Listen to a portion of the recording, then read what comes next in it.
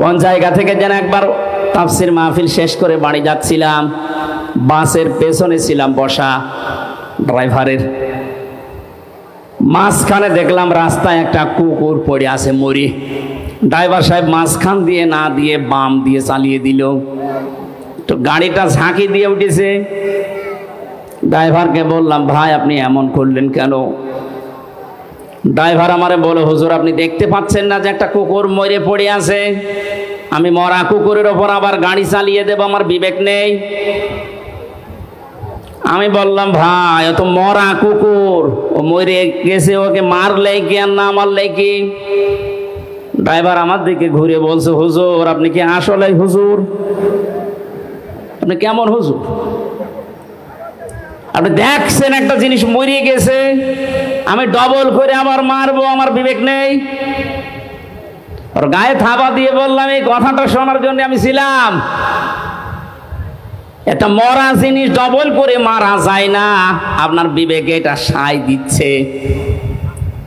অথচ বাস্তবতায় দেখেন, এই দেশে অনেক মানুষকে আমরা দেখেছি জীবিত মানুষ পিটিয়ে মারার পরে লাশের উপরে ড্যান্স দিয়েছে।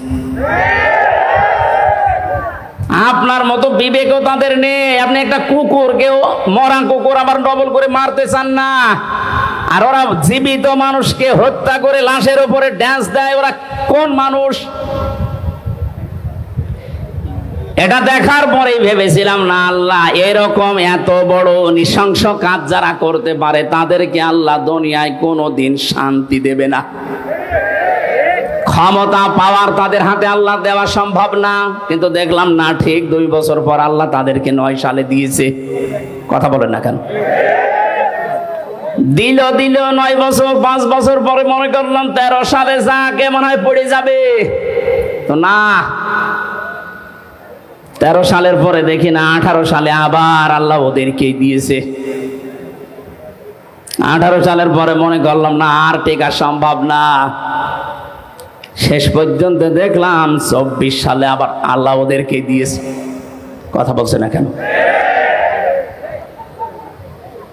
আল্লাহ রাব্বুল আলামিন বলেন, মানুষ যখন আমার বিধান ভুলে গিয়ে তাদের মন মতো কাজ করতে গিয়ে জুলুমের একেবারে সর্বশেষ সীমা পার হয়ে যায়, ফাআখাযনাহুম বাগতাতান, আমি হঠাৎ করে তাদেরকে এমন ভাবে পাকড়াও করি তারা দিশেহারা হয়ে যায়। 1500 বছর পরে 2024 সালের 5 আগস্টের দিকে তাকান, 100 ভাগ একটা মিলে যাচ্ছে। কোন স্মরণ ছিল আল্লাহর কথা? যার ন্যূনতম স্মরণ থাকবে আল্লাহর ভাষা যে আমাকে কিন্তু জবাব দেওয়া লাগবে, সে কোনোদিন আয়না ঘরের দায়িত্ব পালন করে সে খাবার খেতে পারে না। জেলখানায় আমাদের সাথে দায়িত্ব যারা পালন করেছে তারাও যে বাইরে যে খাবার খেত কি করে, আমার বিশ্বাস হয় না। আলেমদের সাথে যা আচরণ করতো ভেতরে, অন্য মানুষের কথা তো বাদই দিলাম। আল্লাহর আয়াতগুলো, আল্লাহর বিধানগুলো পুরাটা ভুলে গিয়েছিল। ইন্নামা নুমলি লাহুম লিয়াজদাদু ইসমা, মানুষের পাপের বোঝা যখন পরিপূর্ণ হয়ে যায়, ওয়ালাহুম আযাবুম মুহিন, তখন আল্লাহ অপমানজনক শাস্তি তার উপরে ফেলে দেয়। এত অপমান আল্লাহ পৃথিবীর ইতিহাসে কাউকে করেছে বলে আমার মনে হয় না যে অপমান করেছে কালামানিককে।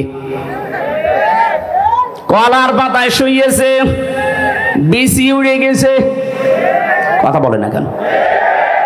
আমার তো 1500 বছরের ইতিহাস আমি যতটুকু পড়ি, কাউকে এত বড় অপমান করেছে বলে আমার মনে হয় না।